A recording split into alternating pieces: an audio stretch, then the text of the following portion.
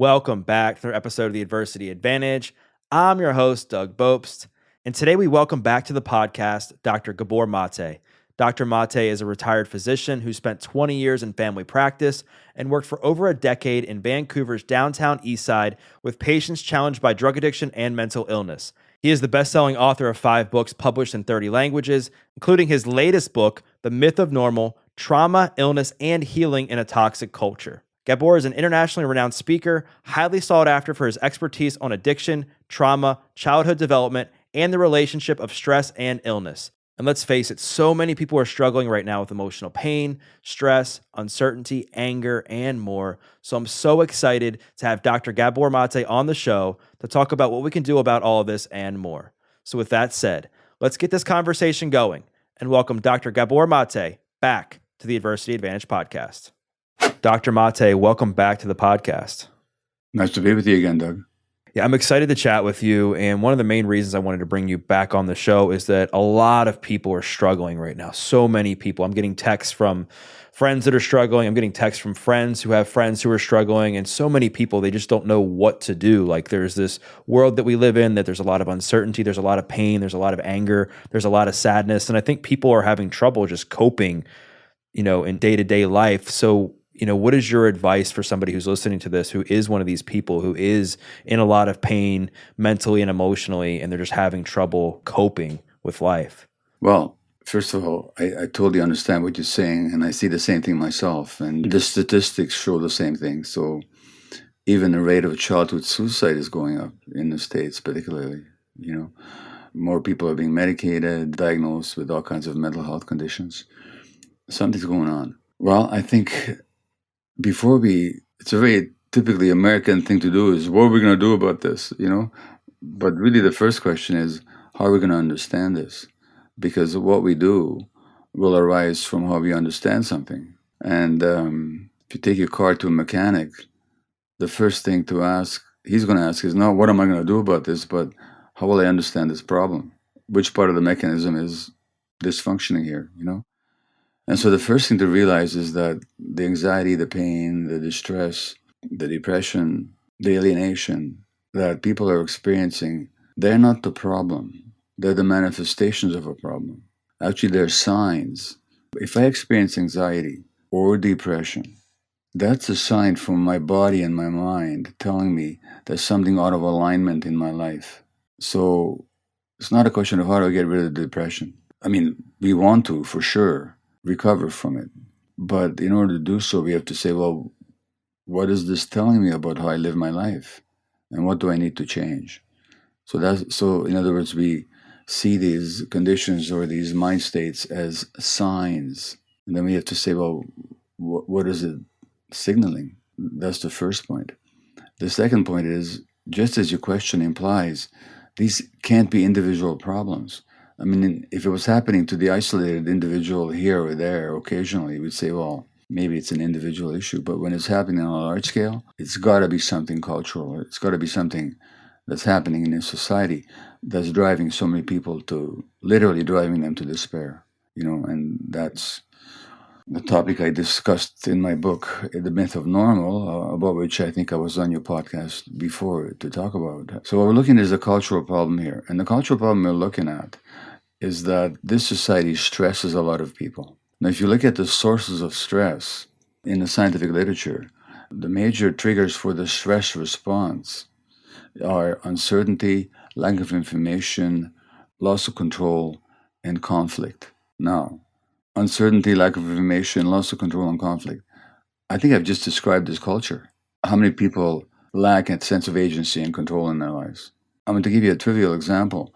When Elon Musk buys Twitter, and overnight he fires 7,500 people. And he tells the other 7,500, you can show up to work, but you're going to work harder and longer. That's 15,000 people multiplied by them with their families. That's about 40,000 people probably being affected by the decision of one guy. Well, talk about loss of control. You don't control whether you work or not, and you don't control the conditions of your work. That's a major source of stress for people. The uncertainty of what's going to happen next. The United States, richest country in the history of the world, more than half the population lives 2 paychecks away from bankruptcy. I mean, talk about uncertainty. And then there's all the traumas that people are carrying, that, what happened to them as children, and the lack of secure attachments and acceptance for who they were, the need to fit in, the constant competition. These are conditions that could be almost designed to make people anxious and depressed and hostile and very insecure. So, you're asking what to do. Well, the first thing to realize is there's nothing wrong with you. Your depressions, your anxieties, they're normal responses to an abnormal situation. So don't take it personally. Don't take on shame. Don't think there's something wrong with you. And then secondly, given that so much of it has to do with loss of control and uncertainty, look at your life and see where in your life does uncertainty and lack of information and loss of control show up. Look at every aspect of it, whether it's in your personal relationships or your work or whatever you're doing. And what can you do to gain some agency? And if you can't gain agency because of your circumstances, then at least understand that this is how it is and you'll have to adjust to it. But don't think that there's something wrong with you. Now, there are more specific things that I can suggest, but the beginning has to do with an understanding that it didn't start with you and there's nothing wrong with you. And you have to look at the whole context of your life, not just try and get rid of a symptom.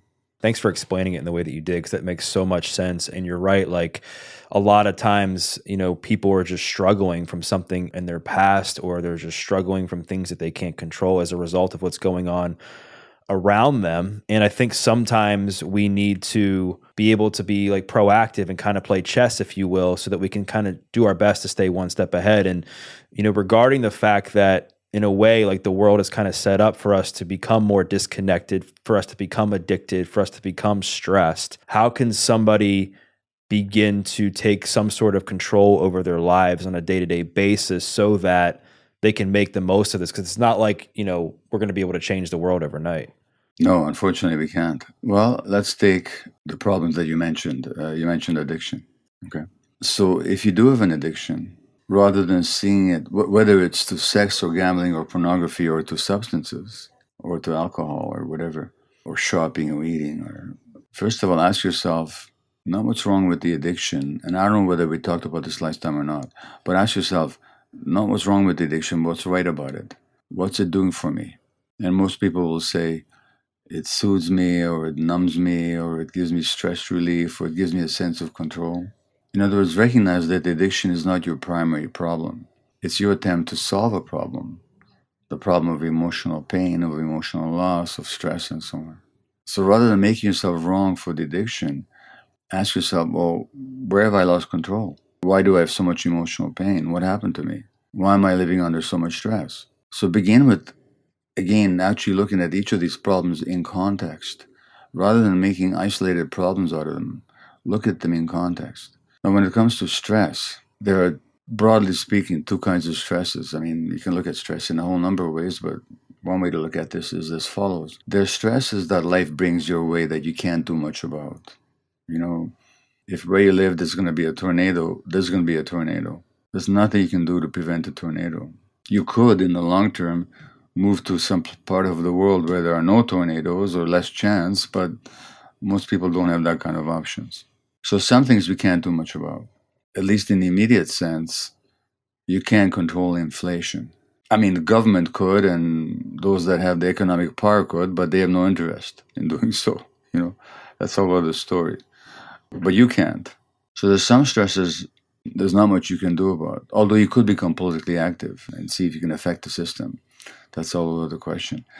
But then there's a whole lot of stresses that we generate for ourselves. And those stresses that we generate from ourselves have, broadly speaking, two sources. Well, let's give you an example. Let's say I'm supposed to be on this podcast with you, but let's say the link didn't work. I could say, the link didn't work, too bad, we'll try again some other day. Or I could get all upset about it. It's so frustrating. One more time, it didn't work. What's wrong with this technology? And I'm going to miss this opportunity to publicize my book. And what's that going to mean? And, I really wanted to express my opinions. And I'm always going to, in other words, I could make a whole story out of it. And that would really stress me, Now, look at the stories that you're making up when stuff happens. Because it's not what happens that stresses you. In this case, there's nothing particularly stressful about a podcast being technologically impaired, or delayed. But if I make a big story around it, and it's an exaggerated one I'm presenting you here, but if I make up a big story around it, I'm really going to stress myself. So we stress ourselves by the stories that we tell ourselves. A friend of yours says, let's go for coffee, and then they cancel. Well, you could make up a story that I'm not lovable, or they don't love me, or they're undependable, and why is everybody like that, and why is this always happening to me? That would really stress you. Or you could say, too bad, I'll just get on with my day. So a lot of the stress is the stories that our minds make up around events that happen, and those stories are rooted in trauma. Because if you get upset because your friend didn't show up for coffee, it's because you had some abandonment in childhood, and you still have that wound. So, one way to de stress is to deal with our traumas. Now, the second source of stress that we make up is the stuff that we take on because we don't say no. And I do talk about this in the book, The Myth of Normal, quite a bit, that some people grow up believing that if they say no to others' demands, expectations, then they're selfish, or then they won't be liked, they're not lovable, they have to earn the world's respect, they have to earn the world's validation, so they don't say no, they take on too much, and that really stresses them. So one of the exercises I recommend is that you ask yourself, where am I not saying no? Where there's a no that wants to be said, but I'm not saying it. That's how the exercise begins. Now it has got 5 other questions. But once a week, sit down and ask yourself, where this week did I not say no? Where no wanted to be said, but I didn't utter it because I was afraid to. And that usually shows up in 2 aspects of life, work and personal relationships. And that no that you don't say, like if I asked you, Doug, has it happened to you ever that you wanted to say no, you didn't feel like doing something, but you said yes anyway? Oh, yeah, a lot. What's the impact on you when you do that? I get overwhelmed. I get stressed. I feel like ashamed because I'm like, why did I say yes to something that I knew I didn't want to do? I mean, Exactly. So the impact is pretty huge, of not saying no. And then if I ask you, well, what's the belief behind me not saying no? Like, if I say no, then what? What's the story there? the story is, are they going to be mad at me, or, why aren't I capable of fitting more into my schedule? It's all like a lack of self-worth. Exactly. Which goes back to childhood. Okay. So over the things that we can control, the stories that we tell ourselves, and where we don't say no, those are big. If we learn how to deal with them, those would be huge mitigators of the stress that we live under. And again, some stresses, oh my gosh, there was an article in the New York Times just this last weekend about what happens to Black mothers and children around birth. And they do a lot worse. Rich Black women do worse than poor white women. They're more likely to die. Their babies are more likely to die. And they didn't cause that. That's the stress of racism. And not just around birth itself, but lifelong, because lifelong racism affects the physiology of the body. Now, those are stresses that nobody caused for themselves. If they get enough support and heal, they could possibly resist the effects of that kind of stress. But the stress is coming from a society that is fundamentally still suffused with racism. Well, that you didn't cause. If you're a Black person, you didn't cause the racism. If you're a white person, you didn't cause the racism either. You inherited it. It's part of the culture. So some stresses are social ones, and we have to deal with them on a social level. But on a personal level, like now, I know that you have an interest in men's health, for example. So men, the belief that I have to be strong and invulnerable, and I must never talk about my feelings. And before this interview began, you and I mentioned the rising and gender unequal rate of suicide. So men are more likely to commit suicide. Men are also more likely to commit violence against women. So there's something about the way this culture programs men that encourages aggression, either against the self or against other people. That's not the fault of individual men, nor is it an issue of biological gender. There's no genes for suicide. Why would there be? Nor is there a gene for violence against women. Why would there be? But if people become depressed, and for example, in the United States, two economists wrote a book about what they call deaths of despair. One of them was a Nobel Prize-winning economist. And what's happened is that in the industrial heartland of the United States, where industrial jobs evaporated over a couple of decades, they were exported basically to countries where there's cheaper labor. So that the reasonably well-paying unionized jobs and job security and sense of purpose and meaning and belonging of men all of a sudden was taken away from them. That wasn't their fault. But belonging and contributing and having a sense of meaning and purpose are essential human needs. So when all of a sudden that's taken away from men, and now they can't provide for their families the way they used to be able to, their sense of own value diminishes. Now they're more likely to become addicted and try and soothe their pain through substances. So you have this high rate of overdose deaths. In the United States last year, over 100,000 people overdosed. Almost twice as many people overdosed in the States as Americans who died in the Vietnam, Iraq, and Afghan wars put together in 1 year. Now, there's a reason for that. The reason isn't an individual one. It's a social one. It's a society that takes away a sense of meaning, purpose, and belonging from people, which leaves them in despair. Now they're going to escape into addictions or kill themselves. And these have been called deaths of despair. Wow, that's wild. Thank you for sharing all that. And in regards to like all of what you just described, like how we put stress on ourselves, addiction, mental health, a lot of it, like you said, comes back to healing some of the trauma that has happened in our lives, and then also unlearning some of these unhealthy patterns and behaviors that we have experienced as a result of the trauma. And my question is to you is that I think sometimes people get so stuck in healing their past, and that becomes like the main focus of their life, that they don't focus on the future at all, which is what they really need to work on to better themselves. Actually, no. Sorry. Okay, so this is the book, The Myth of Normal, okay? Trauma, Illness, and Healing in a Toxic Culture. It's 15 weeks now on the New York Times bestsellers list. The point I'm making in this book is everything I've just said is in the book, but it's not a question of working on the future or the past. It's working on the present. Because here's the deal. Trauma is not what happened to us. Trauma is what happened inside us as a result of what happened to us. So for reasons I explain in the book, I got the message in the first year of my life that I wasn't wanted. Okay? The trauma is not the war and the genocide amidst which I spent my first year. That wasn't the trauma. Those were the traumatic events. The trauma was the wound, which is my belief that I wasn't wanted and I'm not worthy. That's the trauma. But that's the good news. Because if the trauma was what happened to me, that was 78 years ago. It's over and done with. I can't change the past. I'll never not have been born as a Jewish infant under Nazi occupation. That'll never not have happened. Whatever happened to you, that'll never not have happened. But if the trauma is my belief that I'm not worthy, I can heal that in the present. And healing the present.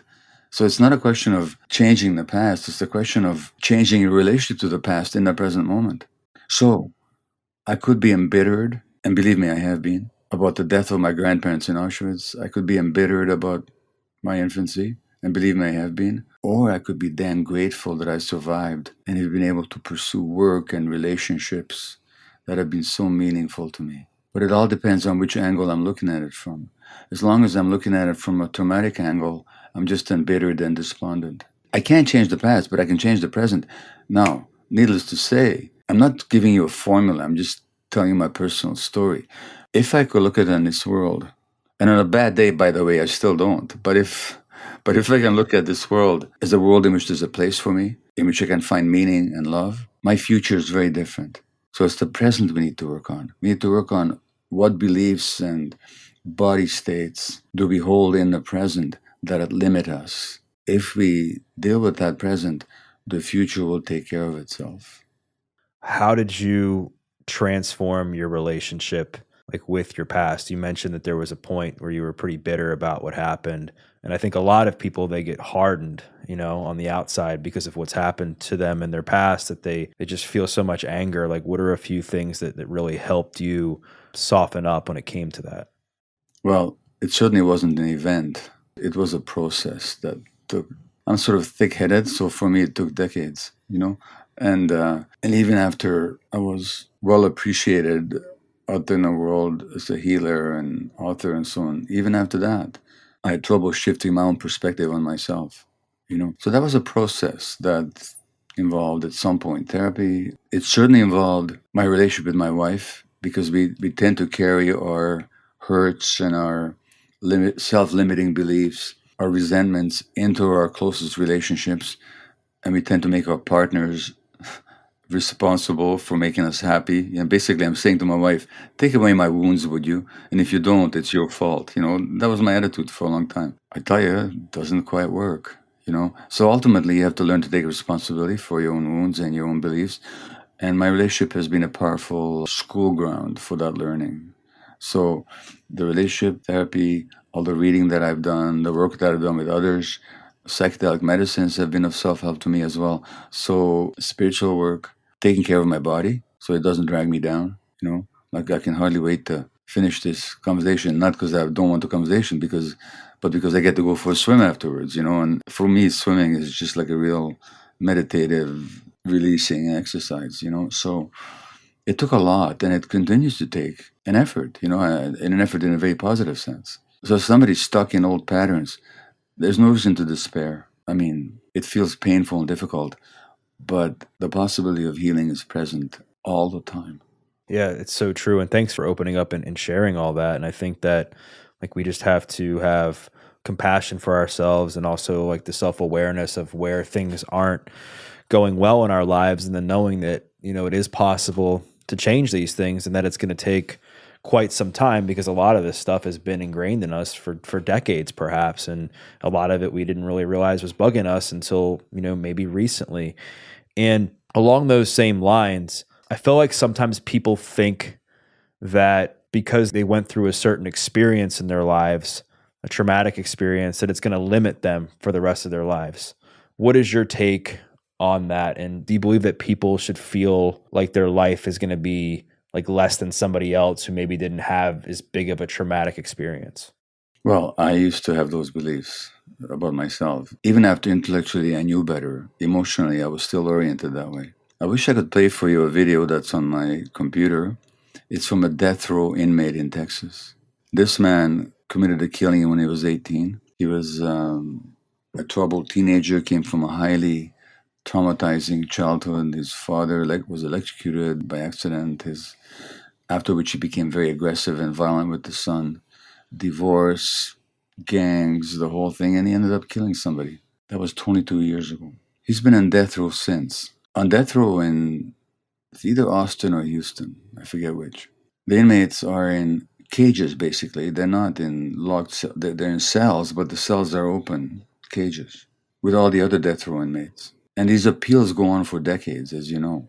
And he underwent a transformation. He talks about it in this video that he sent me. He was used to be addicted. He became a meditator. He began to learn about his trauma, how to heal his trauma. He's taken responsibility for what he's done. The daughter of the man he killed wrote him a letter saying, "You got to take responsibility." And that woke him up. He took responsibility. And he also began to understand the sources of his aggression and his drug use and his gang membership. You just need to belong somewhere. Now he teaches kids online about compassion and avoiding drugs, and he's an artist. He's going to have an art exhibition open in Los Angeles next week, and he's still facing a death sentence.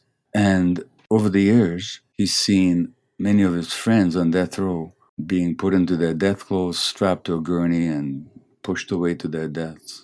And he loves life. And the best he can hope for, if the appeals succeed, of which statistically the chances are low, the best thing he can hope for is that his sentence will be commuted to life in jail without a parole for the rest of his life. And he says, "I love life." Well, if you can love life in a cage on death row and be creative and be meditative and contribute to others, then who can't? Now, my mind says, I can't. I know how miserable I get if I stub my little toe. Never mind being on a death row in Texas. But I'm just telling you what's possible. That's amazing. What an incredible story. And it's just so cool to hear how he's completely transformed his life. And, I don't know if we talked about this the last time, but it's sad, I think, that we have to go through so many painful moments to experience these positive transformations, right? We sometimes don't change things in life until life makes us change it, right? And what do you say to somebody right now who they're just afraid of like living in the world that we're in today? Because as we've talked about, it's kind of a hard place to exist in right now, and they've lost hope. They're like, all right, I'm listening to you guys chat and I know that I need to change certain things, but what's the point? Like, I feel like the world's against me. Like, how can somebody escape the victim mindset? Well, so if I was talking to a person like that, I would say, first of all, I get it, because I've been to that place myself. I mean, I've had moments when I didn't think life was worth living, and I imagined my own suicide. And never that I planned it or I was going to do it, but I kind of fantasized it, I've been to those places. So I get it. Secondly, I would say, I feel that the world's against me. That's not a feeling. It's a belief, okay? If you have that belief, it's because at some point you had that experience. But you're not having that experience right now. That experience was that of a child who was helpless and alone. So what's showing up in your belief system is not your present situation, but your childhood emotional experience. And like I said before, in the present we can heal. No matter what happened then, we can heal in the present. So the first thing I would ask a person like that is, are you willing to consider that healing is possible for you? Or have you totally given up? By the way, a person who's totally given up wouldn't be telling you this. Because when people talk this way, whether they know it or not, they're asking for help. If they weren't asking for help, they wouldn't say anything. They just slink off of their own and isolate themselves. And as some people do. So anybody who speaks the way that you just cited is already, whether they know it or not, they're looking for help. And if that's the case, then they can be helped. And so that's the second point is, don't try and solve this on your own. We're human beings. We're creatures that evolved in connection and community. You're not alone with this. It may feel like you're alone, and you certainly might feel lonely, but you're not in fact alone. Millions feel exactly the same way. And they're not crazy, and you're not crazy. Those beliefs and feelings are normal responses to abnormal circumstances. So that's how I begin working with with a person with that mindset. And I guess to take this one step further, I've heard you talk about like that one of the main problems with society today is that a lot of people who have mental health struggles and they're struggling with situations like this where they feel stuck and they can't get out of their own way at times. They feel like people are against them. They're dealing with trauma and then they might go see somebody who's not trained in trauma. They don't have the experience. Like, how can somebody begin to take that path and make sure that they're finding somebody that is like, trained in that, and then also that they're able to self-regulate themselves when needed? Well, that's a huge question because unfortunately, look, I've been through medical training. I'm a physician, and the average physician never hears any of the stuff I just talked about. The average psychiatrist doesn't get any training in trauma. They learn something about PTSD, which is a specific form of trauma, but they don't learn about the traumatic basis of depression and anxiety and ADHD, and they learn nothing about it. So that it's very difficult to find good help within the medical system. Now, many therapists also don't get any such training. There's a lot of therapists that are designed only to change your beliefs and your behaviors, but not to address the fundamental reasons for those behaviors. So a lot of psychologists trained in CBT, cognitive behavioral therapy, or dialectical behavioral therapy, a lot of them are not really, and I know this, believe me, I know this, they just don't know much about or anything about trauma. Then they can't help you with the fundamental wound that you're carrying. They can help you with the manifestations, and that's not useless, but they can't help you heal at your core. So then there are therapies that are deeper than that. There is body-based therapies such as somatic experiencing, developed by my friend and teacher, Dr. Peter Levine. There's sensory motor psychotherapy developed by Pact Ogden. There's EMDR that works for some people. There's internal family systems, or IFS, developed by my friend and colleague, Dr. Richard Schwartz. There's compassionate inquiry, which is based on my work, and I train therapists in that method. There are other names I could mention. There's Lawrence Heller, and his work and his students. So what you have to look for is somebody who's trauma-informed and is willing to work with you, not just on your behaviors, but on your core wounds. of which the behaviors are symptoms. Yeah, thanks for bringing that up because, like, in my own experience, I mean, I've struggled off and on with my mental health over the years. I mean, I've told you a bit about my story in our last conversation. And, when I would go, there wasn't like a lot of talk about my childhood. It was just like, all right, you're having some anxiety. Cool. Like, here's a pill. And then I would just take it and I would just think, okay, this is going to cure my anxiety. And then I would realize, like, it's not really, I'm still getting anxiety. I'm still struggling. Like, what's going on with this? And it wasn't until I understood, like, my past and my trauma and how that was all related to what I was experiencing in the present that things were able to change. And so let's just say that somebody has now, they found somebody they're comfortable with that's helping them heal their trauma and change their present and their current behaviors and patterns and that sort of thing. And then they go down weeks down the road, months down the road, and they're on the up and up, but get triggered or they experience a situation where they're like, oh my gosh, like I thought I was getting better. Why is this coming up? What's your advice to people who are dealing with triggers when they're on the road to recovery from trauma? Well, there's two ways to ask that question that you just raised. Why is this coming up? Is that a question? What is it actually? What is this teaching me? No. When you say, why is this coming up like that? That's not a question. It's a statement. It's a statement that says, this shouldn't be happening to me. Okay? Now, you ain't going to learn anything that way. But if you actually ask it, I wonder why this is coming up. Now you can learn something. If I came to you and said, why are you doing this? How would that feel to you? I would probably get defensive and I would just feel like a little ashamed. Exactly. But what if I said, I wonder why you're doing this? It would force me to think a little bit and practice the pause and say, well, I don't know if it would force you, but at least it would invite you, right? Right. Yeah. Now, so that's the first point, is how should we ask this question? It's a good question, but we have to ask it as a question, not as a statement of resentment or resistance. That's the first point. The second point is use the word trigger. Really great word. Now, if I showed you a rifle with a trigger, how big a part of the rifle is the trigger? It's very small. Very small. For that trigger to set off anything, what there has to be? There has to be a mechanism to deliver ammunition. There has to be ammunition. There has to be an explosive charge. When I get triggered, let's say you say something to me and I get triggered. What you said was a very small little thing. I'm the one who's got the explosive charge and the ammunition. You didn't cause me to do that. If I didn't have that ammunition explosive charge, you could say whatever you want. And I'd just sit here saying, I wonder why he's saying that. So triggering is a great opportunity to learn. When you get triggered, you could either focus on resent and resist the trigger, or you could say, what was I still carrying inside that I haven't looked at yet, that I haven't resolved yet? So if, I used to tell this story, we've been married 53 years now, my wife and I. So let's say 20 years ago, I might ask to sleep with her and she would say no, which is, nobody can ever believe that ever happened, but it did used to happen, And how would I respond? I would respond by going to a rage and curling into a fetal position and not even wanting to live, okay? Now, the trigger is the no that she said. The explosive is my belief that I'm being rejected and abandoned and not wanted, and that I'm an infant and helpless, which is what happened to me.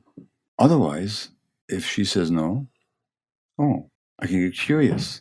Are you tired, or have I done something to turn you off, or is there something going on we can talk about? Or I can just be disappointed and let go of it and say, okay, well, thanks, there'll be another day. So how I respond is not dependent on the external event. It's dependent on what charge I'm carrying. So triggers are wonderful times to learn about yourself. So if you ask the question, not why did I react that way, but I wonder why I reacted that way. Now there's a whole lot of learning to be done. So that's what I call compassionate curiosity, where we're actually curious about ourselves, but not in a self-judgmental way, but in a compassionate way.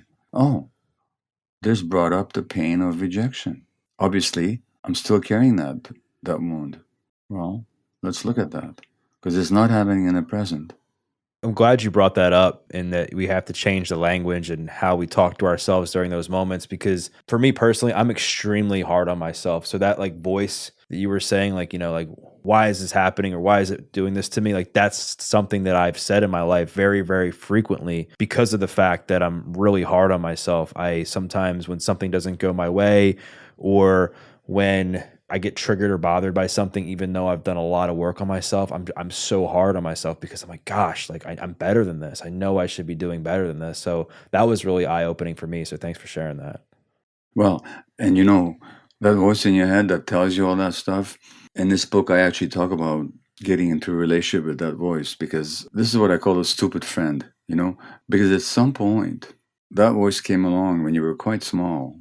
See, if you were suffering as a kid or things weren't going well, there's two assumptions a child could make unconsciously.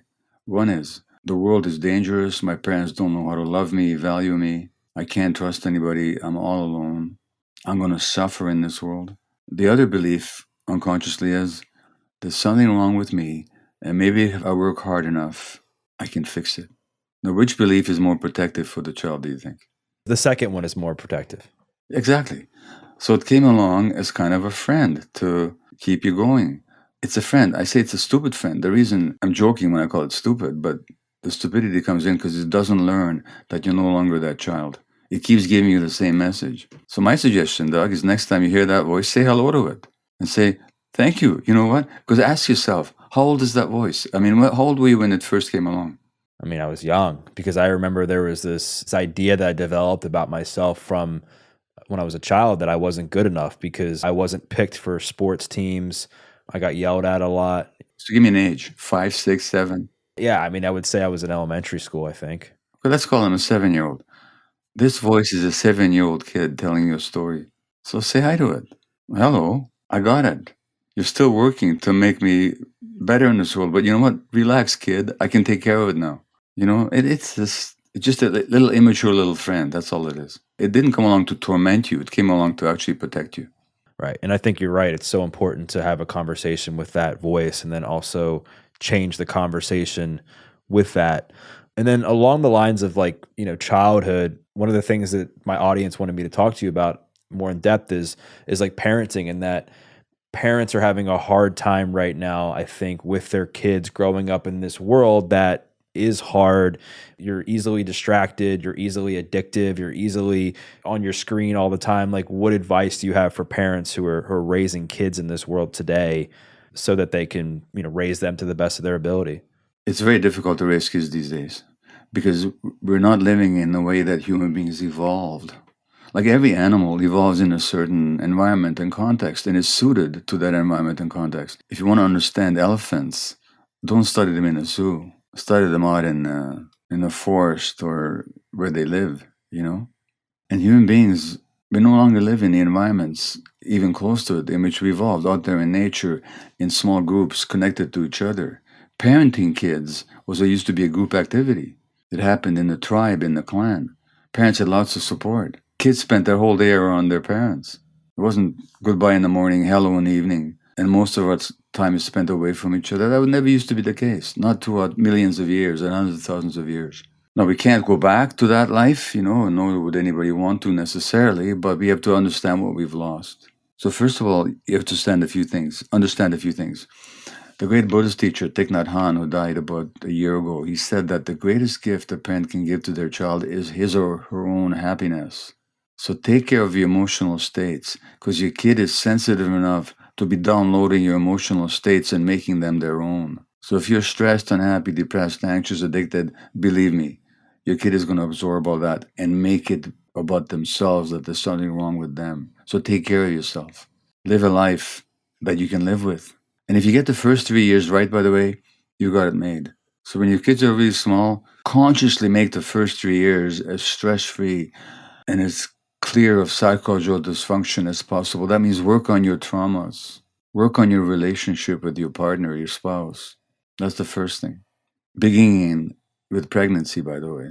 Number one. Number two, understand what the needs of children are.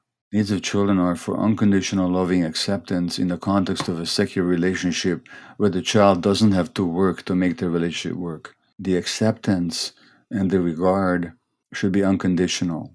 Allow the child to have all their emotions. Whatever the emotions are, let the child have them, understand them. Don't force them to suppress their emotions.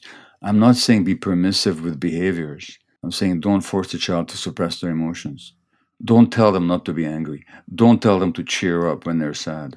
Validate the anger, validate the sadness. These are essential brain circuits for such feelings. Nature gave them to us for a reason. Allow the child to experience them.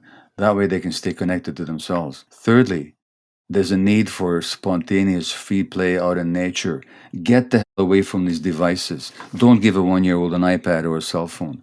Get rid of the screens in your house when your kids are small. Have a screen in a locked room for yourself if you need one. But don't be phoning and texting and emailing around your kids, because the message they get is the device is more important than they are. Don't go for a walk with them and texting and looking at your cell at the same time. Don't give the kids these devices. They've been documentably shown to interfere with the healthy development of brain circuits. This has been shown on brain scans. So if I was raising kids today, I wouldn't let them near a screen for years. On the other hand, I would encourage them to be outdoors, be with them, play in nature, spontaneous creative play. So these are the essential needs of children. I talked about them in this book. They're difficult to provide in this culture, because if you do any of this stuff, you'll be an outlier, because all your friends and all your kids' friends' parents will be on their cell phones all the time. So you have to make a decision not to buy into the false values of this, what I call this toxic culture. So that's some basic advice, easily said, hard to achieve, but at least these are the goals that we need to be striving for. I wish I had known this stuff when my kids were small. That's some great tips, and I'm sure the audience is going to appreciate that. How do you feel, like, where's the line with coddling and like tough love when it comes to kids? Because I hear a lot of people talk about now that, kids should be able to experience some levels of stress as they get older and adversity so that they can develop healthy coping mechanisms for when they're adults. Like, what's your take on that? Well, first of all, there's no such thing as tough love. There's either tough or there's love, but there's no such thing as tough love. By tough love, they usually mean punishment and rejection, which is unhealthy. That's the first point. Discipline. We want to teach our kids discipline. Yes, we do. We don't want to teach it to them. We want them to develop discipline. But let's look at that word discipline. What's a disciple? Well, who follows you, yeah? Why did Jesus' disciples follow him? Because he loved them and they loved him. Kids, if we love them, they will follow us. They'll be our disciples. We don't have to force them into anything. It's the quality of the relationship and how gentle we are with them. Now, as to coddling kids, let them experience the stresses of life. Believe me, they will. That's how life is. We don't have to add extra stress to their lives by punishing them. They're going to have disappointments. Their friends will not want to play with them one day. Their cat will die. They may break a leg. They will lose a beloved object. Mom or dad may get sick. Their best friend will move away to a different town. These are the inevitable stresses of life. We don't have to impose stresses on kids. What we have to do is to help them cope with the stresses that naturally arise. That's not cuddling. That's just when a kid has grief because their best friend moved away, you hold them and you say, that's really sad. That makes you feel sad, doesn't it? You don't buy them a toy to make them feel better. You let them have their sadness, but you support them in that sadness. So parents who cuddle their kids, try and protect them, try and bribe them, they're not helping their kids. But neither are parents helping their kids who punish their kids or who force their kids to suppress their natural emotions. Yeah. Some great points. And I think what you said is spot on. Like, you don't want to try to fix their problem. You want to support them through the problem so they can get used to having support and asking for support when they're going through hard times. The last question I want to ask as we kind of bring things somewhat full circle is, I think a lot of the problems that we create for ourselves, whether it's using substances to numb pain, whether it's, escaping by, staying on our phones too long or being in the wrong relationships or whatever the case is, it's because we're like afraid of being with ourselves and we're afraid of being ourselves. And we're disconnected from who we are and we're lost. What are some ways that if somebody's listening to this and they feel like they're afraid of being themselves or feeling disconnected from their true self, how can they get back to that level of authenticity? Well, first of all, if I'm afraid to be with myself, there's a good reason for it. It's because when I was going through difficult stuff as an infant or a small child, I was left totally alone. And for the child, those states of fear or emotional pain are unbearable. Therefore, we fear being with ourselves. We always try and distract ourselves somehow, whatever that is, music or a book or some restless activity or television or talking to people or, but that fear of being with ourselves, that's a sign of trauma. So First of all, don't make yourself wrong for it, but understand that that too is a source in your life. And try to understand your story, why you might have developed that fear of yourself. And realize, and this takes meditation, it takes work, it takes body work, whatever it takes, that you're not that child anymore. That when you get triggered, if you learn what that's all about, you'll learn that you can actually handle that emotion. So it's okay for my wife to say no, and I might say, okay, I'm disappointed, but I don't have to put myself and her through a big stressful drama because I'm still telling myself that I'm an abandoned infant, you know. So we need to strive to get into the present moment as much as possible. That may take spiritual work, that may take body work, that may take therapy, but it can be done. It might take connecting with nature, which is always present, but it can be done. Yeah, such great advice.